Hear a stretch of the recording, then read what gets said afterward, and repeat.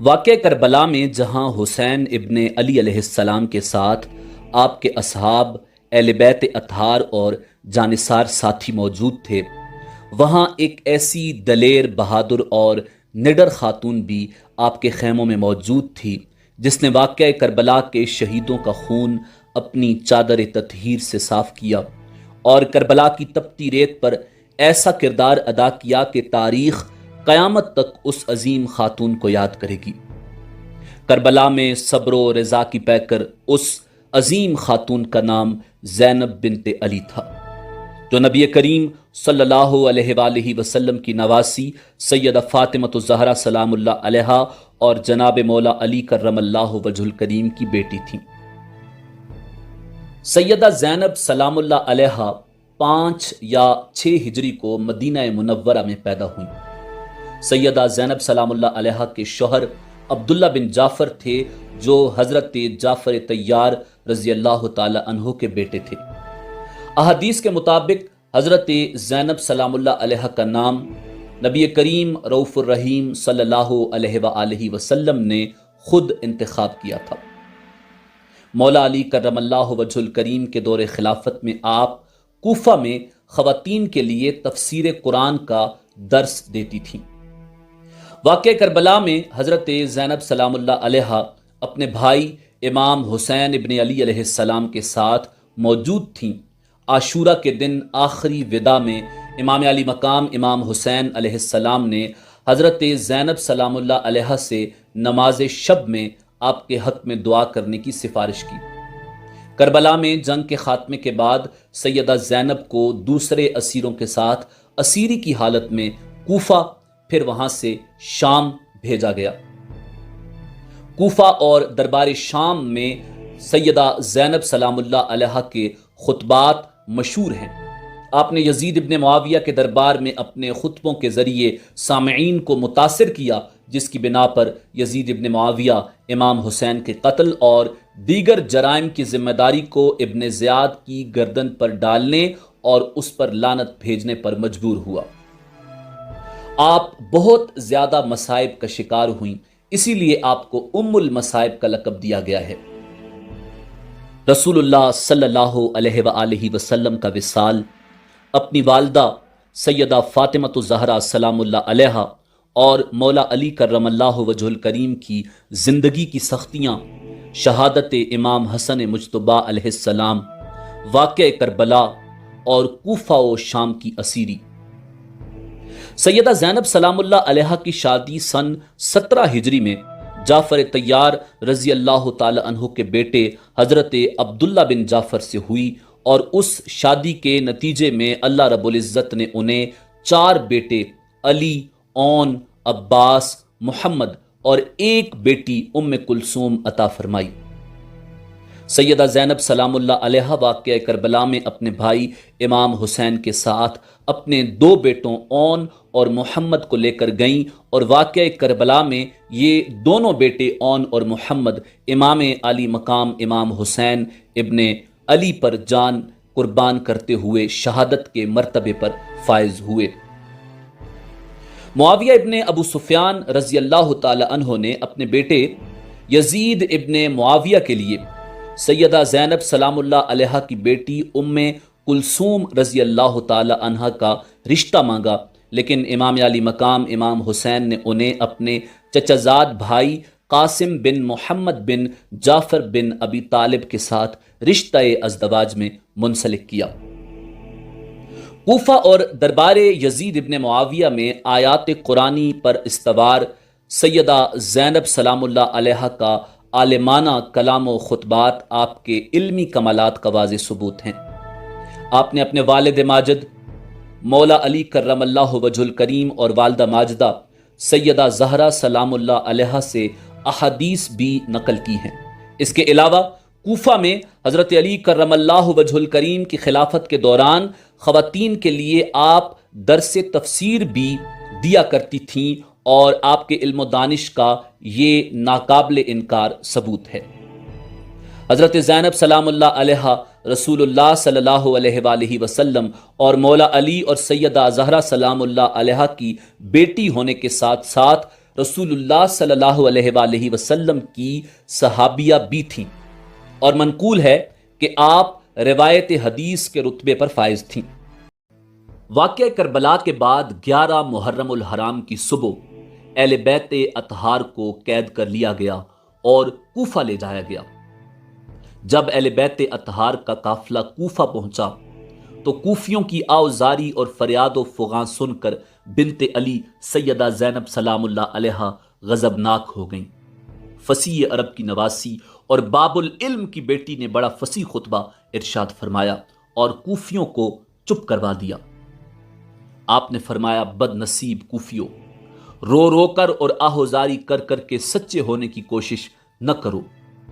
اہل بیت کے رسول کے خون سے دامن رنگنے والے تم خود ہو، حسین کا کنبہ شہید کرنے والے تم ہو، میرے بھائی حسین پر تیر چلانے والے تم ہو، میرے بھائی حسین ابن علی کا گلا کاٹنے والے تم ہو، ہمیں قیدی بنا کر یہاں لانے والے تم ہو، جفاکارو میرے بھائی کو خط لکھ کر بلانے والے تم ہو، بے وفاؤ مسلم اور اس کے بچوں کو شہید کرنے والے تم ہو، اہل بیت رسول کو اس رسوائی کے ساتھ بازاروں میں پھیرنے والے تم ہو، دولت کے لالچ میں یزید ابن معاویہ کے ہاتھوں فروخت ہو جانے والے یزیدیوں، ہماری بربادی کا باعث تم ہو، تم بکاؤ مال ہو، تم دولت کی جنکار میں برسر بازار فروخت ہو جاتے ہو، تمہیں یزید کی دولت نے خرید لیا اور تم نے یزیدی مورا بن کر گلستان نبوت کو اجاڑ دیا،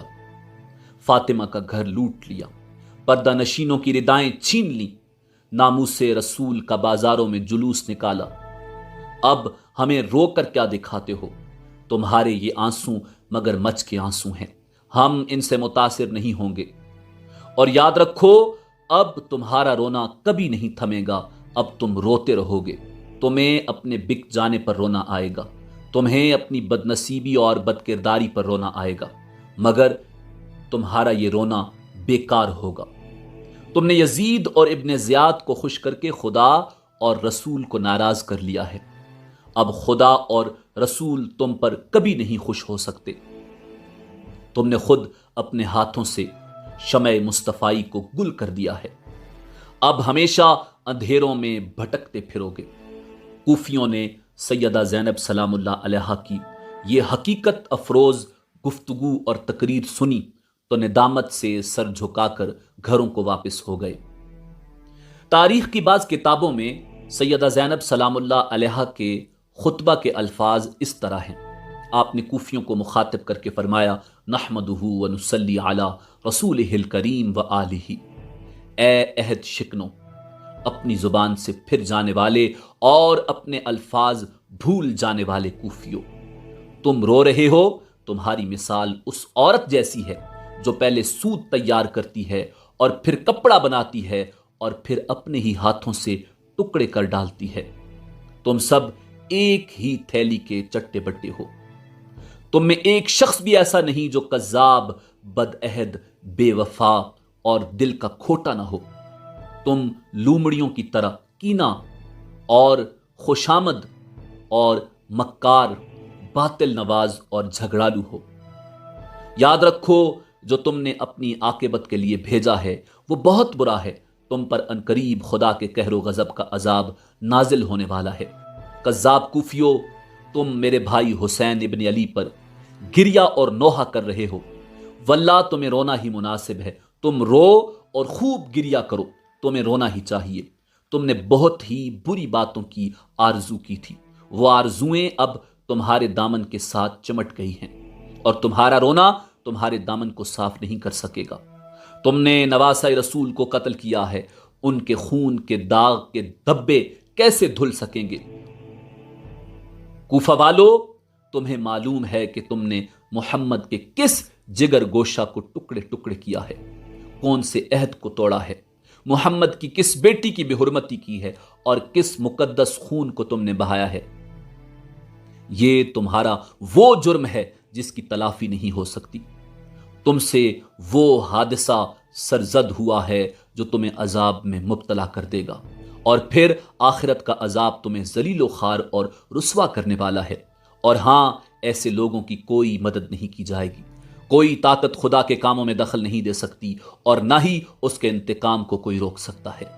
حقیقت یہ ہے کہ تمہارا رب نافرمانوں کی طاق میں لگا رہتا ہے۔ کوفیوں نے جب بنت علی سیدہ زینب سلام اللہ علیہا کا یہ خطبہ سنا تو ندامت سے گردنیں جھکا کر تتر بتر ہونا شروع ہو گئے۔ اور پھر اسیران کربلا کو عبید اللہ ابن زیاد کے سامنے پیش کیا گیا تو ظالم نے امام زین العابدین علیہ السلام کو دیکھ کر کہا، اس کو کیوں چھوڑ دیا ہے، اسے بھی قتل کر دو۔ سیدہ زینب سلام اللہ علیہا نے قتل سجاد کا سنا تو جلال آ گیا۔ جناب زینب نے فرمایا، ظالم حجرہ رسول کا آخری چراغ بھی گل کر دینا چاہتا ہے، کیا تم نسل مصطفیٰ کو دنیا سے مٹا دینے پر تل چکے ہو؟ آؤ دل کی یہ حسرت بھی نکال لو، لاؤ تلواریں، پہلے ہم سب کو قتل کر لو، پھر اسے بھی کر لینا۔ کچھ لوگوں نے مشورہ دیا کہ اس بچے کو قتل نہ کرو تو اچھا ہے۔ ابن زیاد نے پوچھا، یہ عورت کون ہے؟ لوگوں نے بتایا، یہ زینب بنت علی ہے، حسین کی بہن ہے۔ ابن زیاد نے کہا، اسی وجہ سے اتنی سخت اور تیز ہے۔ خدا کی لعنت ہو ابن زیاد کی اس بے حیا زبان پر جس پر آل مصطفیٰ کی شان میں گستاخی کے الفاظ آئے۔ جناب سجاد نے فرمایا، پھپھی جان میں اس سے بات کرتا ہوں، اور پھر فرمایا، میں بیمار ہوں مگر علی کا پوتا ہوں، حسین کا بیٹا ہوں۔ تو مجھے جلادوں سے قتل نہیں کروا سکتا، تجھے مقابلہ کرنا پڑے گا، میں تیرے ہاتھ سے تلوار چھین کر تجھ پر وار کروں گا۔ ابن زیاد باوجود شقی القلب ہونے کے گھبرا گیا۔ جناب سجاد نے فرمایا، اگر میں تجھے موت کے گھاٹ نہ اتار دوں تو علی کا بیٹا نہ کہنا۔ اور پھر جناب زینب کو مخاطب کر کے ابن زیاد بولا، تم قیدی بھی ہو اور تمہارا لباس بھی فقیروں جیسا ہے۔ کہنے لگا، تعریف اس خدا کی کہ جس نے تم لوگوں کو رسوائی سے ہلاک اور ذلیل و خوار کیا اور تمہارے نام کو مٹا دیا۔ جناب زینب سلام اللہ علیہ نے فرمایا، ہزار حمد اور تعریف اس پروردگار عالم کی جس نے ہمیں محمد صلی اللہ علیہ وآلہ وسلم کی نسبت کی عزت بخشی اور ہمیں پاک کیا۔ تو غلط کہتا ہے، رسوائی اور ذلت و خواری فاسقوں کو ملتی ہے اور فاجروں کا نام دنیا سے مٹا دیا جاتا ہے۔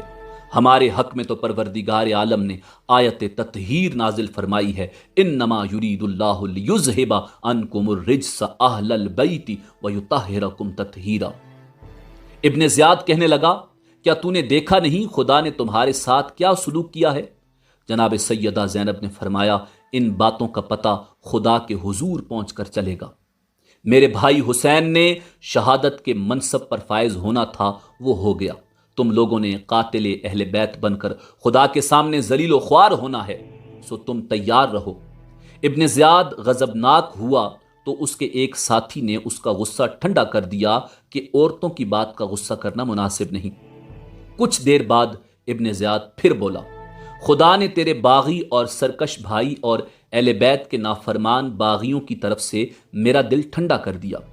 جناب زینب نے فرمایا، آپ بے اختیار رونے لگی۔ فرمایا، خدا کی قسم، تو نے واقعی ہمارے سردار کو قتل کیا ہے، ہمارے خاندان کو مٹایا ہے، ہماری شاخوں کو کاٹ دیا، ہماری جڑ کو قطع کر دیا۔ اگر اس سے ہی تیرا دل ٹھنڈا ہونا تھا تو ہو گیا۔ شیطان ملعون عبید اللہ ابن زیاد ہنسنے لگا اور ہنس کر کہنے لگا، تو نے تو شاعری شروع کر دی، تیرا باپ بھی شاعر تھا مگر وہ تو بڑا بہادر اور شجاع تھا، اور تم رو رہی ہو؟ آپ نے فرمایا، ظالم، یہ تو میرے دل کی آگ ہے جو آنسو بن کر بھڑک اٹھی ہے۔ پھر ابن زیاد نے سپاہیوں کو حکم دیا کہ ان سب کو اونٹوں پر اس طرح باندھ لو اور حسین ابن علی کے سر کو بانس کے ساتھ باندھ کر پورے کوفے میں پھیرنے کے بعد دمشق روانہ ہو جاؤ۔ چنانچہ ایسا ہی کیا گیا۔ آگے آگے یزیدی نواسہ رسول کا سر اقدس لیے جا رہے ہیں اور پیچھے پیچھے اسیران کربلا کا لٹا ہوا قافلہ جا رہا ہے۔ دنیا کو غموں سے بچانے والے خود سراپا غم بن کر جا رہے ہیں، دنیا کو قید سے چھڑانے والے خود رسیوں میں جکڑے ہوئے ہیں، دنیا کو جہنم کی آگ سے بچانے والے اپنے دلوں میں غم و آلام کے بھڑکتے ہوئے شعلے دبا کر جا رہے ہیں، اور ساتھ علی کی علی بیٹی سیدہ زینب اونٹ پر سوار ہو کر قید کی حالت میں دربار یزید میں جا رہی ہیں۔ جب اہل بیت اطہار کا قافلہ دمشق دربار یزید میں پہنچا تو امام حسین ابن علی علیہ السلام کا سر انور نیزے پر دربار یزید میں آگے رکھا گیا۔ اس وقت جناب زینب سلام اللہ علیہا اور امام حسین علیہ السلام کی بیٹی سیدہ سکینہ سلام اللہ علیہا نے گردنیں اوپر اٹھا کر سر انور کو دیکھا۔ بعض روایات میں آتا ہے کہ وہاں امام حسین علیہ السلام کی دوسری بیٹی سیدہ فاطمہ بنت حسین بھی موجود تھیں۔ پھر جناب زینب نے فرمایا، اے حسین، اے رسول خدا کے پیارے نواسے، اے فرزند مکہ و منا، اے سیدۃ النساء فاطمۃ الزہرا کے لخت جگر، اے دوش رسول کے سوار۔ ابھی جناب زینب سلام اللہ علیہا یہاں تک پہنچی تھیں کہ یزید ابن معاویہ نے پوچھا، یہ عورت کون ہے؟ جناب سجاد نے بتایا، یہ میری پھپھی جناب زینب بنت علی ہیں۔ یزید نے کہا، کیا حسین یہ نہ کہتا تھا کہ میں یزید سے بہتر ہوں اور میرا باپ اس کے باپ سے بہتر ہے؟ اس وقت جناب زینب سلام اللہ علیہا نے دربار یزید میں ایک عالیشان خطبہ ارشاد فرمایا۔ آپ نے فرمایا، ہاں، میرے بھائی کا یہی فرمان تھا اور یہ بالکل درست ہے، اور میں بھی یہی کہتی ہوں کہ میرا بھائی حسین اور میرا باپ علی تجھ سے اور تیرے باپ سے بہتر تھے۔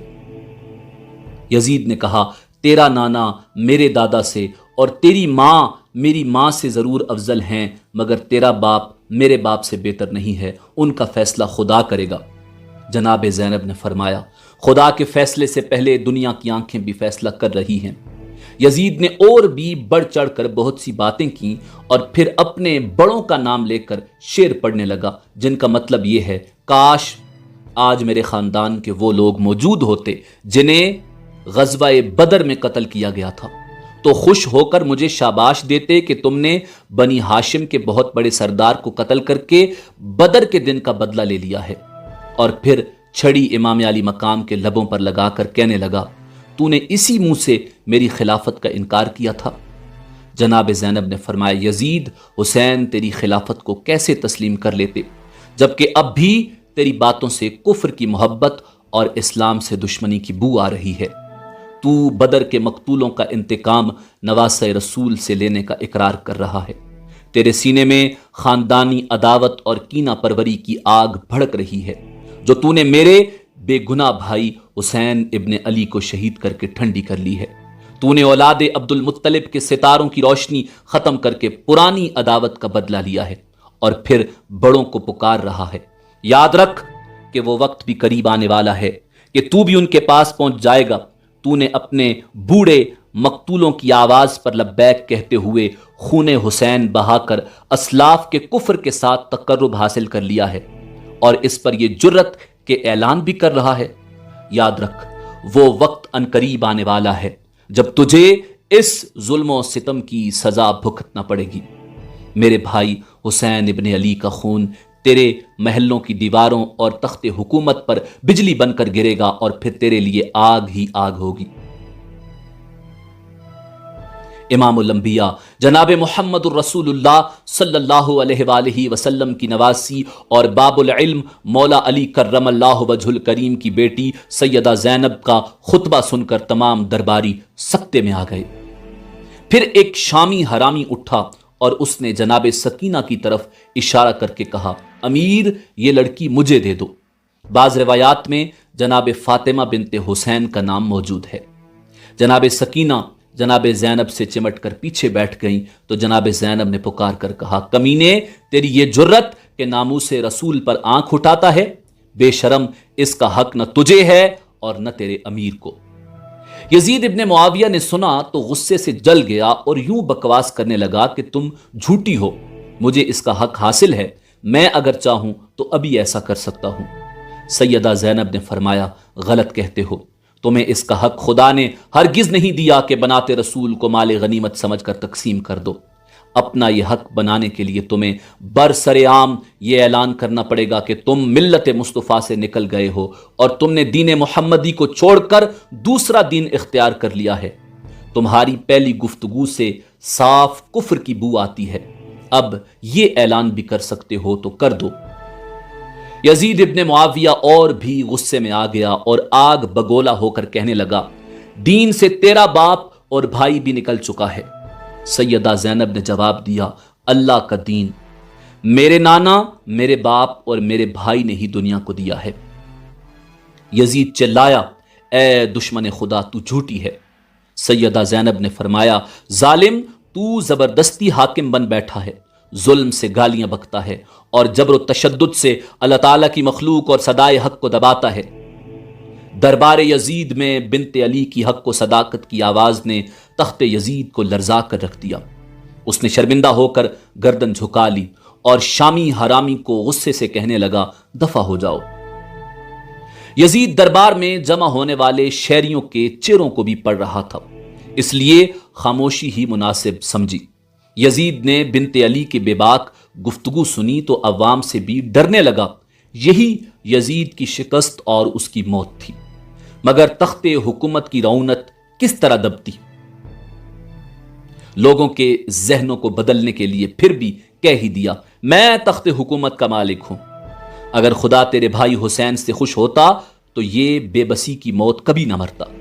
خدا مجھ سے خوش ہے جس نے مجھے تخت حکومت دے رکھا ہے، مجھے لاکھوں آدمیوں پر حاکم بنا رکھا ہے۔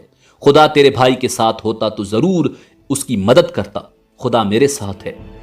اس نے تیرے بھائی کو بغاوت اور سرکشی کی سزا دے دی، میں تخت پر بیٹھا ہوں اور تیرا بھائی کٹا ہوا میرے سامنے پڑا ہے۔